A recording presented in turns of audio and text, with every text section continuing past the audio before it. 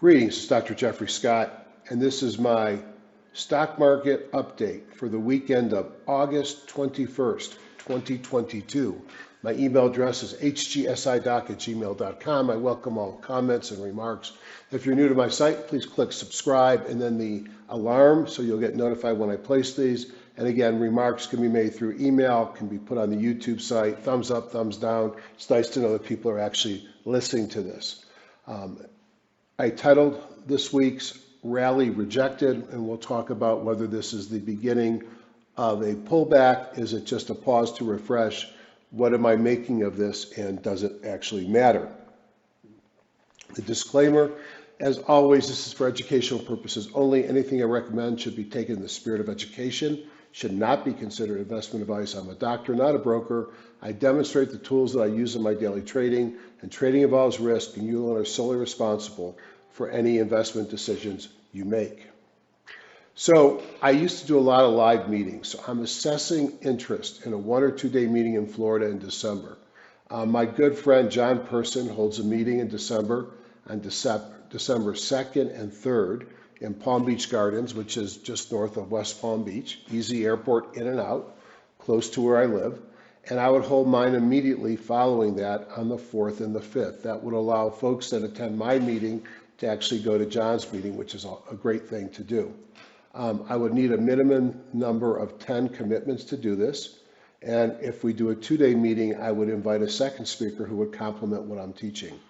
Typically, I price it at $500 a day, and this includes breakfast and lunch at the meeting. And if we do a 2-day meeting, then it'll be dinner in between on the first night. And typically the dinners are a lot of fun, great networking opportunity, and I invite other folks who might be interested to join as well. So all I'm asking is this. Please email me to the hgsidoc@gmail.com email address your non-binding interest so I can gauge if there's enough interest to do this. Tell me if you would come live or just online. I'm not certain I would do an online event. Depends on the number of people in the room, because I'm only doing this for the room for interaction. Whether you prefer 1 or 2 days, who do you like as a second speaker, and if you're attending John's meeting. So I will follow up with what I get. I'll ask again next week, and then I'll make a decision about holding the meeting. In the essence of time, I use a spreadsheet to go through some of the things I do in a number of different programs, and then I'll get into wealth charts and take a look at what I'm looking at right now and what I'm looking at for the coming week. So in HGSI, I have a thing called Scott Majors where I list all the leading indexes, and then I have the S&P sectors with the spiders in there as well. I look at change 5-day, 1 day since the beginning of the year. And the place that I spend most of my time is really looking at how far down they are and how far up they've come. And those are both pretty darn notable, if I say so myself. So let's look at the week that was. On the 5-day move, the dollar and natural gas were the only thing that were positive. It was not a great day for the markets. If you think about the recent explosion in growth and how growth stocks have done so well, look at ARK.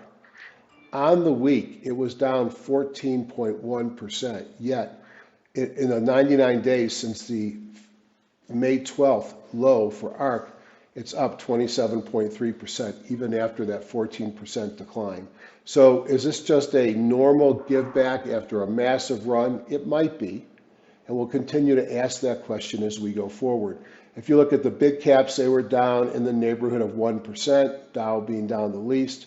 If you look at the small caps and the technology, they were down about twice as much. Much of the down, if you can see right here, came on Friday. If we look at since the beginning of the year, which is not off the previous highs, but since the beginning of the year, the big performers, natural gas and commodities and oil, no surprises there. And the dollar, which is actually interesting because you wouldn't necessarily expect to see commodities driving so hard with a strong dollar. Probably a geopolitical, what's going on in Ukraine is there. If you look at percent off the 52-week highs, think about 10% on average on big caps and about 20% on the small caps and technology. So, still in a bear market territory for the small caps and tech. Although if you look over here, you can see we've cut their losses in half, where they're all up about 20%. from their bottom. So I think you learn a lot from this sheet, and I watch it every week to get a sense of what's going on. You know, I used to buy a lot of IBD 50 type growth stocks, and they're 44.7 off their 52-week high, up 11 plus since the low. When we look at sectors, the interesting thing is energy is still up 43% from the beginning of the year. Utilities is the other that are up on the year, right under their all-time highs. It's interesting, even though energy is up 43%, it's nearly 15% off the 52-week high. All right, so next I'd like to look at is in the Q Edge tools, get a sense of what the market is doing. So on the right, you see a lot of green. Well, that's where we were last week. And I talked about when the buckets get so big, meaning 87% of stocks here above the midline of the Bollinger Bands.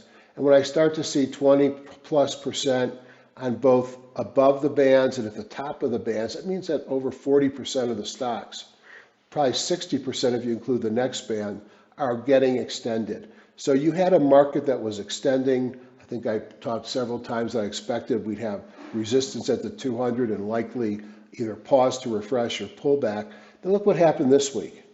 The 87 dropped to 70, where all my sectors were up on Friday a week ago, and on a week ago, not this week, but the previous week, 92% of the sectors and 96 of the industry groups were up.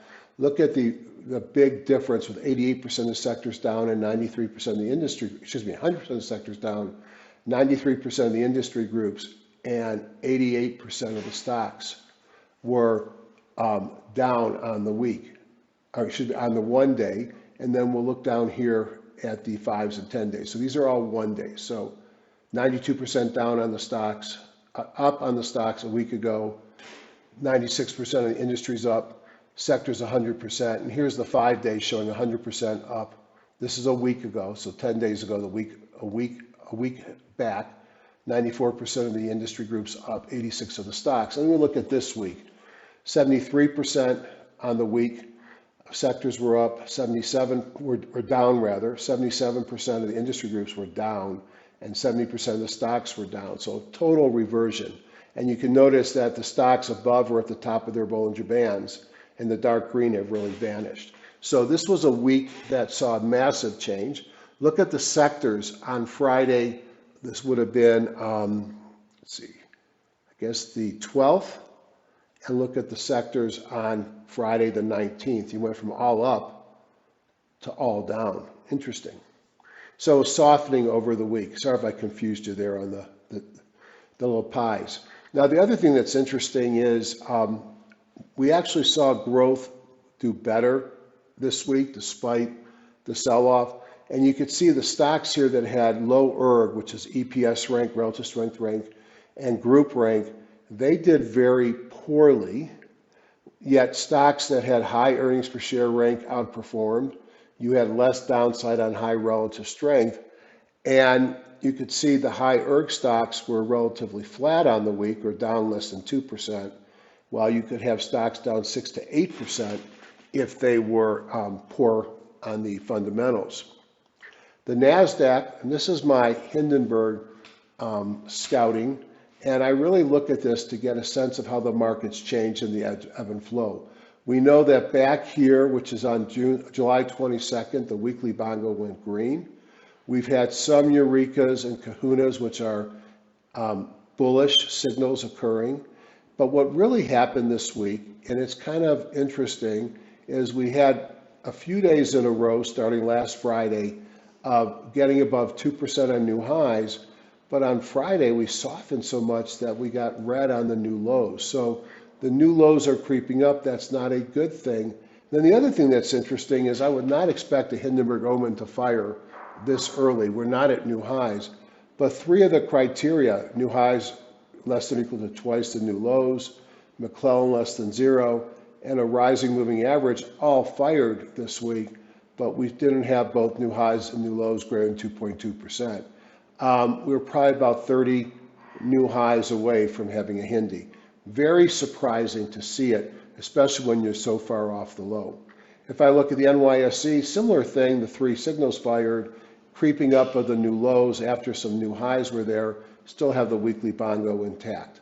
Another way I like to look at extended from the market perspective is go back to what I showed you in the Q Edge tool. This is the buck that's done in HGSI using the an edge rater using the S&P 1500, and you could see last week lots of stocks at the 90th, 100th percentile or above the top of the Bollinger Bands, and this week they vanished. This is what bearish looks like, and when you see that, you get a little worse, but you expect the market to revert to the mean, which means improve.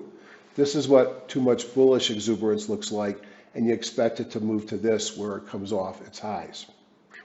Energy, if you look at the weekly, the winter's natural gas, and look at the European natural gas, this is so much tied to Russia, Ukraine, and supposed mechanical issues with turbines and things on the pumps to get the pipelines to get the gas to Europe.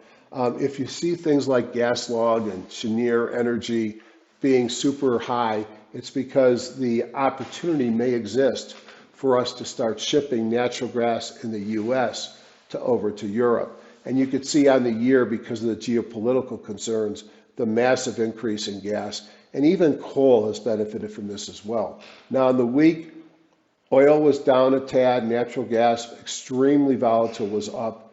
Gasoline dropped on the week. You could see heating oil, coal was up. And then these are less exciting for me, but I guess uranium up 0.62. On the metals on the week, everything's red. Dollar was up, so gold and silver are down. Steel was down, iron ore down a lot, platinum down, and steel down. So how do these things move? They move with Star Bulk shippers, Zim, other dry shipping companies, and they're very much tied, not necessarily to the spot price, although that's important because if the spot price is really high, they can charge more for shipping. They're tied to the Baltic Dry Index, and you could see we're retesting the lows of 2022. That does not bode well short term for any of the stocks that are dry bulk shippers. The other thing to point out, if you own those dry bulk shippers, make sure you follow the news, because sometimes they give a big percentage of their earnings out as a dividend. That's great if you own the stock. Sometimes they could give out 20% the value of the stock. Now you would think your options would reset to the new value of the stock.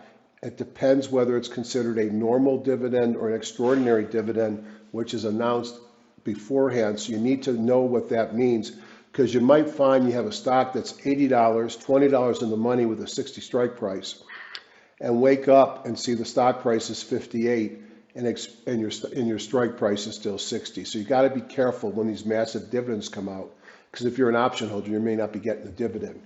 If we look at the 10-year and the 30-year, we could see in white the rates went up this week. If we look at the credit spread, the risk of or the tightening of the market of the lending market, you can see it's still very elevated. It's similar to where it got to 2018. It's not where it was in 2020. And I leave this up here just to remind me of what happened to the markets after this tightening. So this is still something to be concerned about. The other thing is, notice in gray you have the recession, you have the bear markets, excuse me, and in blue you have the yield curve. When do you see the bear markets? Do you see the bear markets before the yield curve inverts? Do you see it during the yield curve inversions, or no, do you see it after the yield inversion's better? So if this is true, have we not yet seen the bear market? Is it going to get worse? Something to think about. Overbought, oversold, stocks above the 200, stocks above the 40 are both at, well, especially stocks above the 40 at extended levels, although they did, as the market sold off, they came back, and the T21, 21, the 13-week new high, new low ratio, perhaps consistent with the pullback, came down, so it's not at all anywhere to be concerned about right now. Let's see. Economic news this week, plenty of stuff. You got some PMIs, you got some capital goods and durable goods, you got jobless claims on Thursday, and something that I think a lot of people will be looking at will be the PCE various reports that come out on Friday for July. And those are important because we know from many times the Fed has talked about how that matters to them. And then you also got consumer sentiment final for August, and then the 5-year inflation expectations from my old alma mater, the University of Michigan. Earnings calendar, boy, some of these stocks are destroyed, like Zoom. Others, like Affirm, are up almost doubled since their bear market lows. But there's still plenty of action on earnings this week. And earnings have been major movers. If you beat, you get rewarded. And if you warn or miss, you get punished. So as I always like to say, it's a judgment call to hold the stock over earnings date. It's bad judgment to not know when your stock's earnings date is occurring. On the expected moves chart, you could see for the first time in a long time, we pretty much were within. The NASDAQ futures stayed above the red line, so it's within the expected move. That was the S&P futures. The NASDAQ futures closed right at the red line. The Dow futures are right in the middle. The Russell futures actually closed just a little bit below. The VIX futures stayed within, and the real strength of the market, the one that closed the furthest from the anticipated extended move, is the US dollar. And that's not a great thing if you think about the stock market, commodities, and the cost of goods on the multinational companies. So thoughts, we peaked this week as we approached obvious resistance that everybody in the world, not just myself, was talking about at the 200. If you look, the Russell 2.9, NASDAQ 2.6, S&P 1.2, Dow only 0.2. Heavy economic drag throughout the week, reminding us we may not be done with this inflation-driven craziness yet. And the 10-year note pushing 3% has to be a testament to the underlying inflation angst and potential headwind coming off these June lows. If you look at the growth indices in the Russell 1, 2, and 3, compare them to the value, you could see that growth underperformed and the mega cap growth ETF fell 2%. For the week, 8 of the 11 S&P sectors finished lower, ranges from 0.6 to 3.3. Winners were staples, utilities, and energy, two at least being very defensive. Much of the damage to the markets occurred on Friday into options expiration, and perhaps that might have accelerated or accentuated what we saw, and maybe that would be something good for the bulls. Maybe we continue the uptrend. This week, may continue to see the recent volatility. We're in a weak period of seasonality. Still have the war between the Fed slowing or tightening and inflation slowing or tightening, and another week of data and earnings. I'm asked daily, is this still a bear or is this a new bull? My answer is, why does it matter? I became gradually more invested since the June lows and used the end of this week to take some profits off and raise a little cash. I think the market's tired and we're seeing the beginning of another leg down. That's my opinion, only my opinion. However, I will play the market we have, not the one I think we should have. If this market is in fact a new bull, then I've got plenty of time to add to my portfolio longs in the coming weeks. If this is the beginning of the next leg down, I have cash on the side, less positions, and can add some leverage contra ETFs for protection. Note, I protected on Friday by taking profits. My move into contra ETFs has not yet started. If we see continued dollar strength and rising rates, that does not bode well for this bear market rally. I think, bull markets sound great. Everybody's all in, you're margined up. Bear markets that are just falling, it's the opposite. Most of the time we're in something like this where we had a nice run, but it's probably not an all-in opportunity. Lastly, if you like this video, I refer you to my Stocks and Docs sitelet website. And on that site, I put daily videos before the market opens, much shorter, 5 to 7 minutes of what I think is going on and what stock I might be watching for that day. So now we've finished the PowerPoint, we've finished the spreadsheet. Let's walk into wealth charts. So I like to always start with the market. I'm a top-down guy. So as a top-down guy, let's spend a little time here. So let me give you some numbers here, or some background. This yellow line here represents the June, I believe these would be, let me go back here. I have to go back even further, I'm afraid.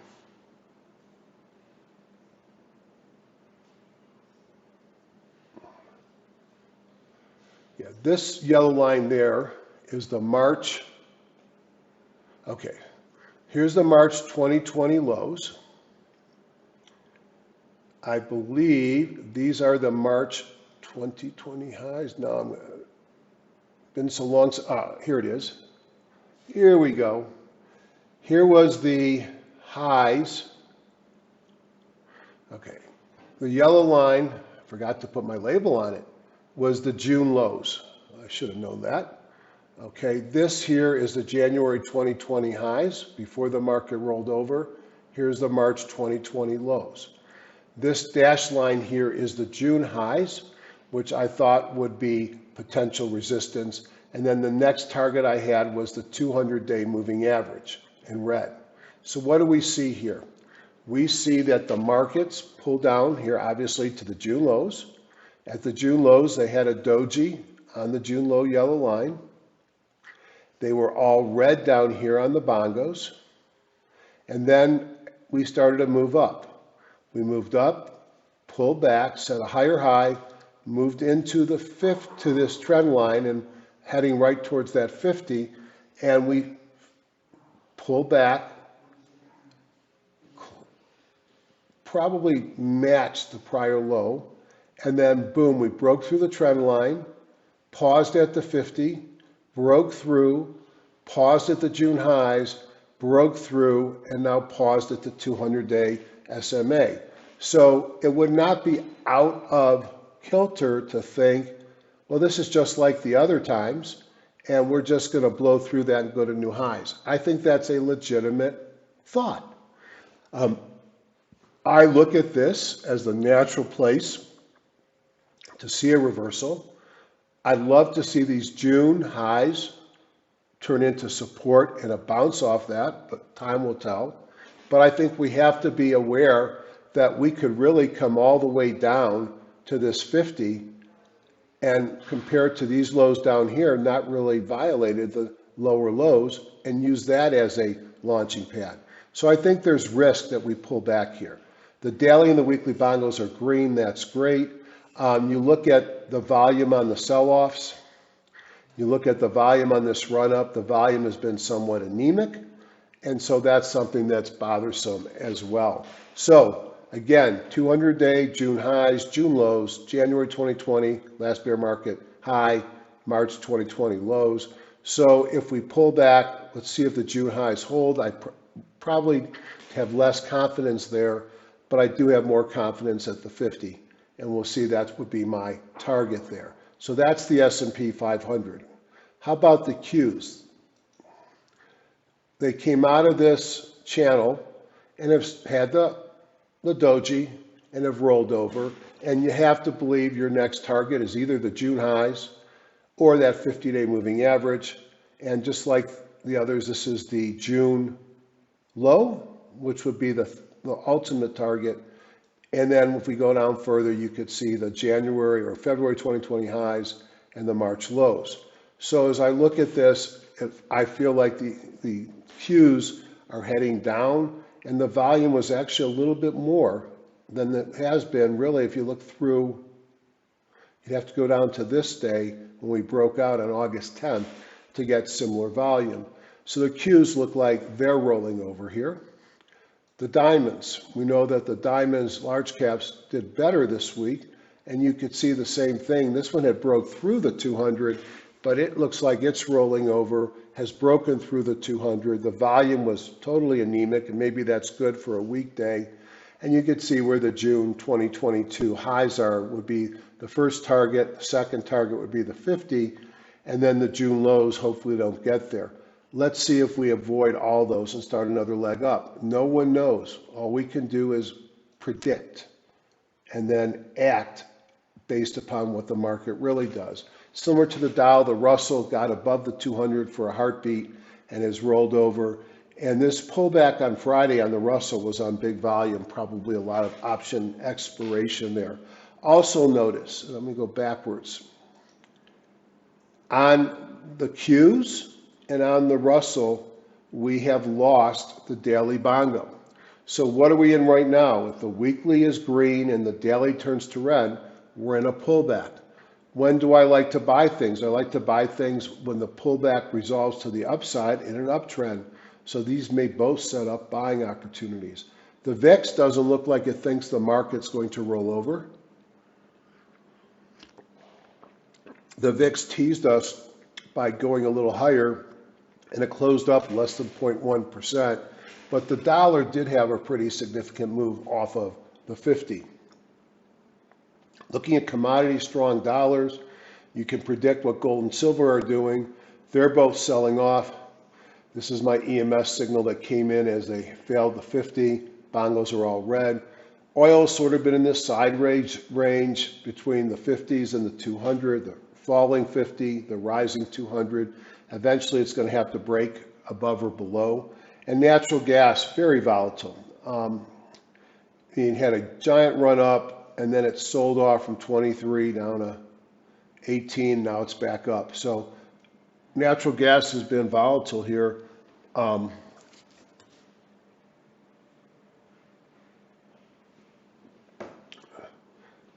then why did I lose my TNX? Let me pause that and get that back.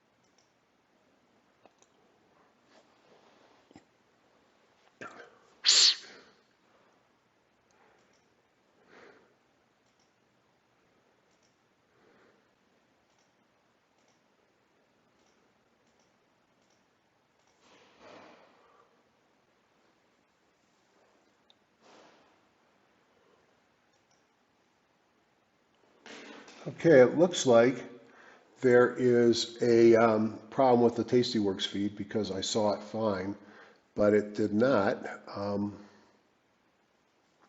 pop up. All right, well, let's move on. I could tell you that the 10-year bond was up. I do see sometimes with Tasty on Sundays when I dictate these, they must do some maintenance because it was working a couple hours ago. If I look at my weekly market signals, this is just a very simple timing. I've got a 40-period WMA. You can use an SMA. I've got spiders, Qs, Russell, and diamonds. I look at two things. I look for the price, weekly price, to be above the WMA, and I look for the weekly bongo to be green. So we have not broken anything that's telling us that this model still is in a buy. If I look at the market theme, a little bit of reversion this week. For the longest time, we had large caps in charge, and then we've recently been favoring small caps. And if I look at the 1 hour, you could see that the large caps really rallied versus small caps on this week, and we saw that in the Russell 1, 2, 3,000 value versus growth. If I look at, well, that would have been the value growth side, but the large caps outperformed. And if we look at spider growth versus spider value, for the longest time we favored growth. Of late, for the longest time we favored value. Of recent days, we favored growth. All right, let me back that up. I'm confusing my own self here. This is spider growth over spider value. I was right the first time. From March until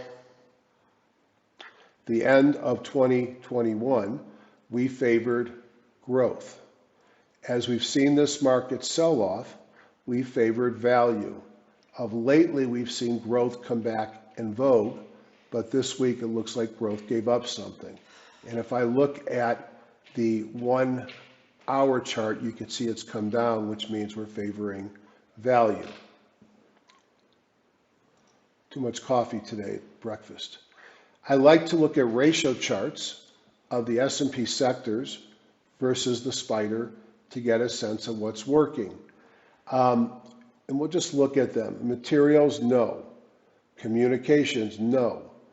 Energy is starting to perk up. Financials had perked up, but have pulled back some. Industrials are showing some strength. Technology is in a strong area, but they've sold off a little bit. While staples, which sold off hard, is actually showing some improvement. Go look at Hershey's. Healthcare, which sold off, is showing a little bit of life. Discretionary, which is up at the top, sold off some. Utilities picked up, and real estate did nothing. So one way intraday for me to get a sense of what's working is just to look at what these are looking like. And what you want to see in strength is short-term strength. You want to see blue, a long line of blue, a long line of blue, a long line with mostly blue. And you want to see longer term strength by sitting up here in the upper right hand corner. So industrials had both a long line of blue and is sitting up here, while technology, which had been strong, actually had a red down, which means short term weakness. Now, another way of looking at it is just to go into the scanners themselves. And let's first start with sector scanner. So no surprise, Friday was a tough day. And based upon the wealth charts database, and if you add up the number of stocks here, much bigger than the S&P 500 or 1500. So in this very broad base, there are nothing that was positive, but staples, industrials, and utilities were less than 1% down. Now again, the published indexes and sector ETFs performance are much more narrow. This gives you perhaps a better interpretation of what the market's doing. If we look back on the week, we can see energy and industrials popped up. And if I look at the month, so the longer term, you're going to see energy, utilities, and technology. And even though communication services are very weak right now, on the month, they're up 9%. So this would tell you not to favor the bulls or to be concerned about the bullish extent. And that if I had to start looking for a place to fish, I like to look at the weekly. I might look at the weekly algo score, utilities, energy, financials, and on the daily algo, that matches up pretty well. So you could have just done utilities, energy, and financials, top three, and then hit compare, and that brings up a lot of industry groups. And we could look at the top daily industry groups. We could look at perhaps the top weekly percent change, make sure we got all those. We'll add this one. And then we can hit compare. Now I'm going to get the top stocks in those groups. Now let's just go off the algo score. And maybe I'll come down to 650-ish.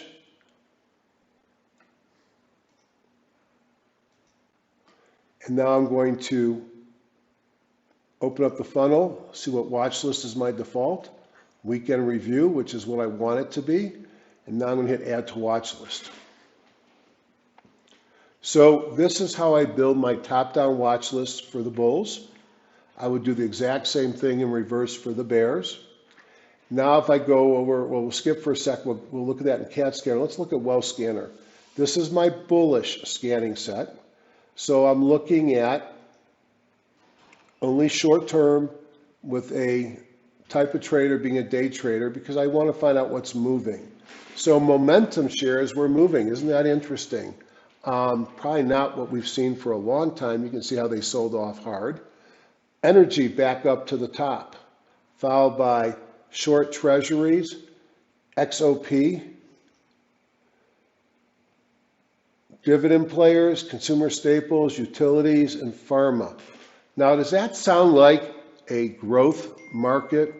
Maybe the momentum piece, but everything else does not. Pharma is interesting because I haven't seen this one for a while pop up, and you could see it's showing breaking above the 200-day here. All right, now I can go to the CAT scanner,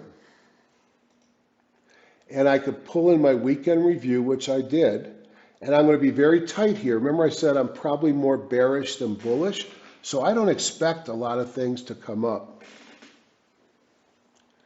And what you see here, number one, is Axosome, which is a stock that I was holding, but I knew it was going to respond up or down based upon a approval or non-approval. Now, Axosome got its drug approved by the FDA this week. Now, I don't know why I lost my template, so let me open up my template. Marketplace.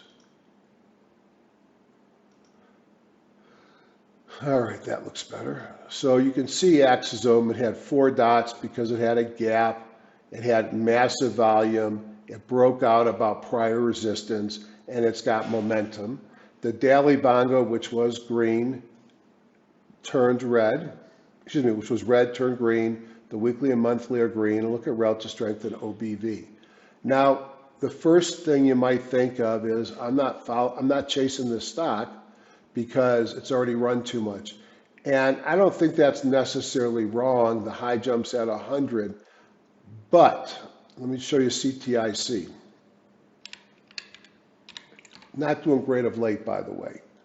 That's not the point. The point is, here's a stock that was doing nothing. Is that there? Let's see. Yep, here's the day CTIC got approved. It went from a stock that was closed the prior day less than 2 up to 3.25. And one of the guys that works for me actually sold the stock on that date and took profits, which is not necessarily wrong, but he should have held half because look at how it continued to run. So it actually pretty much doubled, because if we look out here, it doubled from that initial pop. And so is it possible that Axosome is not done running? Could be. I took off some, first to admit that. I don't look gift horses in the mouth. AstraZeneca is another big pharma stock. Now, these are defensive. They might not seem like they're defensive, but they are a defensive play. They paid dividends. So AstraZeneca was really going straight. So I needed to give me a little bit more of a breakout signal, but I guess it did because it took out all these recent highs, and notice those highs were red candles. So it's really the best close going all the way back here to July 27th. AZ is one that I thought was interesting. CDW is more a technology sales play. And look at this giant run pullback. So notice the daily bond went red and a breakout here.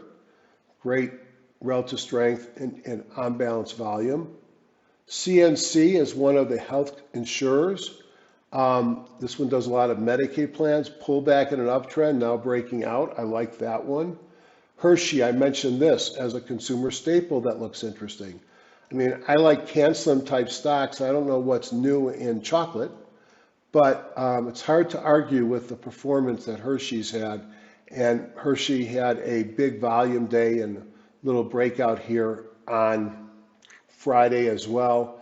Perhaps my favorite insurer, not my favorite insurer, but one of my favorite insurance stocks. One of them would be United Healthcare, nice run up. And if these are working well, this is a very tight filter. Something like Elevance, which is the old Anthem, I think also looks very interesting. And perhaps I think it even looks more interesting. And you might ask, well, why didn't this show up on my scan? Because I'm requiring a reversal on the short term within 5 bars. And this one has been going up on the short term for quite some time. But this one also looks very interesting to me. These are expensive stocks. Now, I mentioned pharma, so I might have a pharma, biotech and pharma. And the only thing that comes up with a 4 is going to be Axosome Here's your AstraZeneca. I don't know Immunovant, so I'm afraid to even talk about it. But maybe it doesn't matter that I don't know it. What a bullish looking chart. A big move took out the 200 on massive volume. Daily bond went red to green. I would ignore the high jump because everything's jumbled here together. But look how this thing is sold off. And so I'd have to look at the news of what's going on. Ironwood, I haven't looked at this one's chart in a long time. Yeah, kind of going sideways.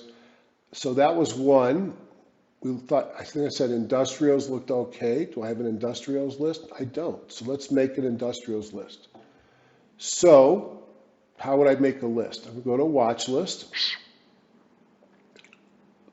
I'm going to click the funnel. I'm going to add a watch list. Type in industrials. Create a watch list. Your new watch list has been added.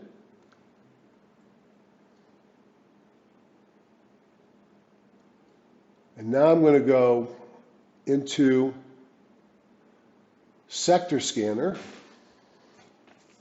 I'm going to clear this all out. I'm going to come to industrials, click it, compare. Let's look at all the subsectors, compare. Let's look at all the stocks, and there's a lot of them here, thousands of them, probably too many to put in the watch list. So let's do this. Let's go here and filter 5, and let's make this 500,000. And let's make option liquidity greater than or equal to 1. I want to eliminate a lot of the small, okay. Go down here. Now if I right click, if I hit the shift, and then I right click down here, I should capture all of them. I did. I want to add this to a watch list, but I got to go back into my funnel, change my default watch list to industrials. Apply, let that finish. And now I'm going to hit add to watch list. So we'll get something up here eventually. There we go. So hopefully this is working.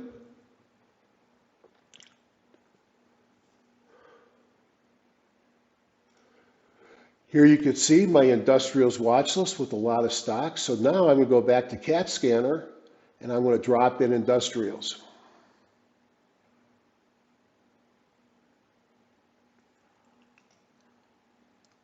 And not a lot come up. So it could be late, could be early, but it's probably also because of what I've set as the filtering, which is tough.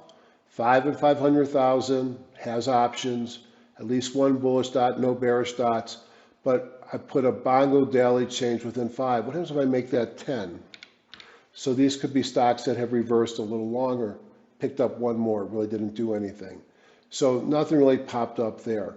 Now the list I use most of the time is I put together a weekly leaders list, and I call it my combo leaders. This week there's 700 stocks in it, and I rank it by the top. There's my Axosome, there's Immunovant, Old Republic International.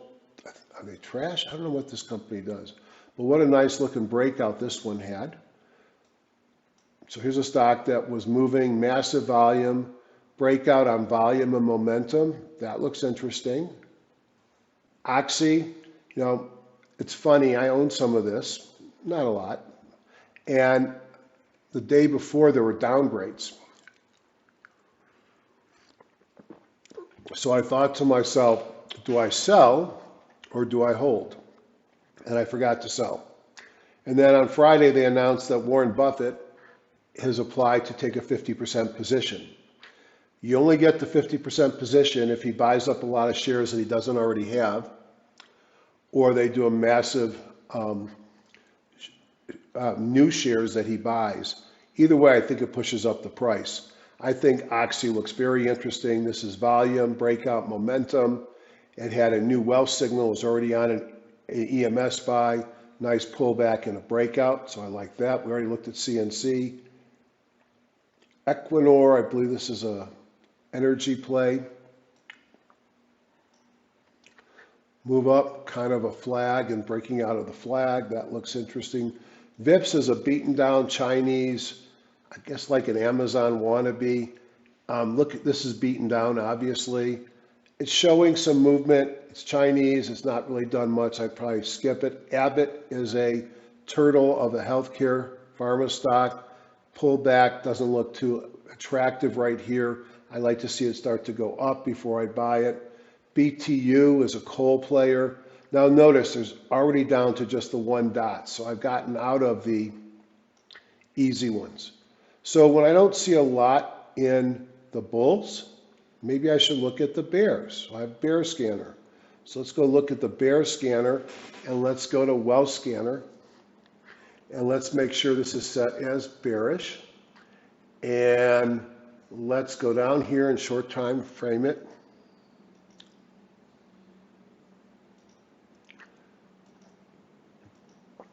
So what's doing the worst? Gold, China, treasuries, bear dollar, gold, silver. Interesting, pharma was up and down. I guess that's interesting. Social media. Notice these numbers here in the fours. Look at on the bullish side. They're in the sevens. That doesn't mean, so your XPH says Spider S&P farmers are 668. And on the bear scan, the Vanek Pharmaceutical ETF is 253 minus. There's different stocks in these, clearly. So if I go to the CAT scanner, let's look how it's set up. Set it to $10, no, $20. I don't usually short stocks that are less than 20. 500,000 shares, it has options, no bullish dots, at least one bearish. Bongo daily bars less than, let's make this 7, meaning that turned one way or the other 7 days ago. We're going to define which way. And then down here, let's make the daily bearish, the weekly bearish. Apply. All right, and let's go to the weekend review bearish, because this was how I built my short watch list. And so, what do you see? You see very little to the short side. Gold.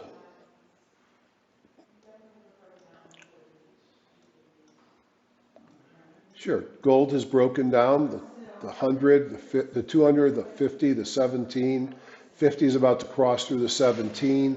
Do you want to short gold? Probably could short gold here. Maybe your target be about 157, so it's only about 3% move. Your bongos have turned red, your relative strength, your BV have turned down. But notice there's almost nothing here. Raytheon, which was on my buy list last week, and you could see why, and it ran up, but then after one positive day, it sold off back to the 200.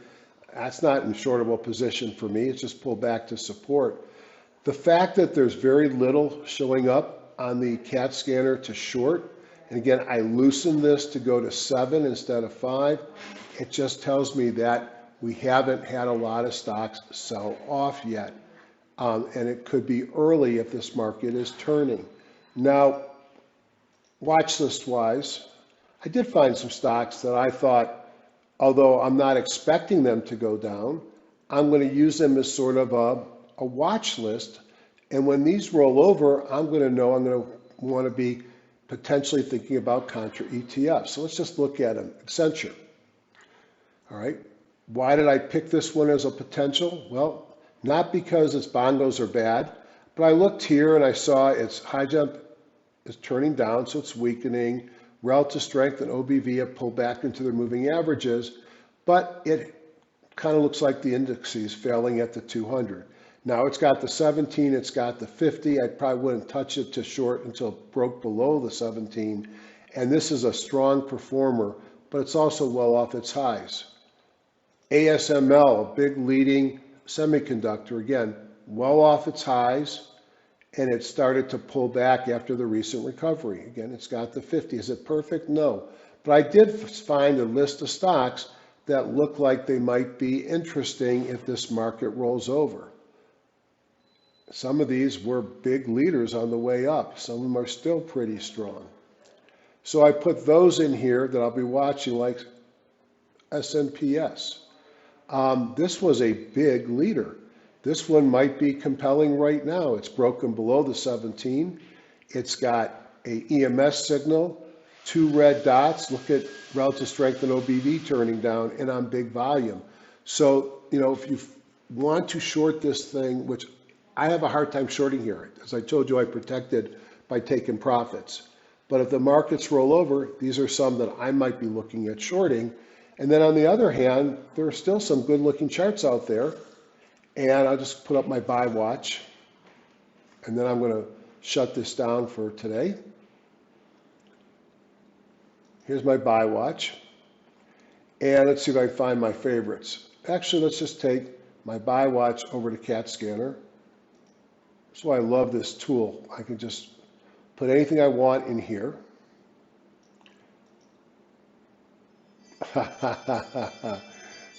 Too tight. When you don't get anything, it's because you're too tight here. So let me take this thing out to 10. It's interesting.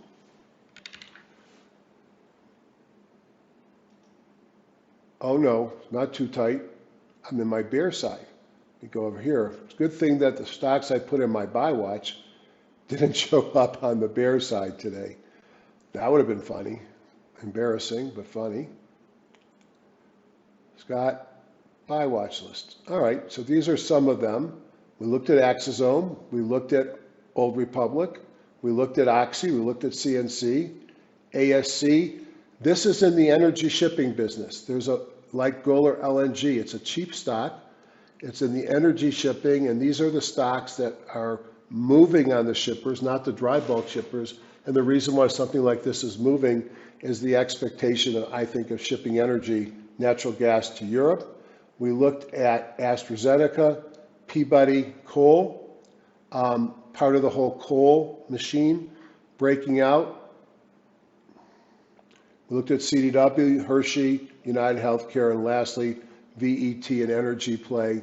Here you have a pullback and an uptrend, and at least the start of something going on here.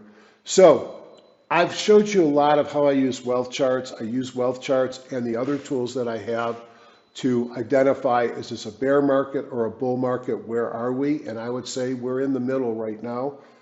I can't tell you that it's a new bull, and I can't tell you we're going to go to set new lows. I think right now the market's got to tell me what it's going to do. But when I get into this level of indecision, I start to raise cash. Market continues to plot higher, I'll buy more. The market sells off, I'll be glad I rose cash, because then I could go into my bullish CAT scanner, find my contra ETFs, and drop them in and see if anything shows up. Nothing's showing up here, which just tells me we haven't rolled over enough yet to start going fully defensive. Have an awesome week. And lastly, if you can, let me know your thoughts on that live meeting in early December down here in Florida. Have a great one. Thank you.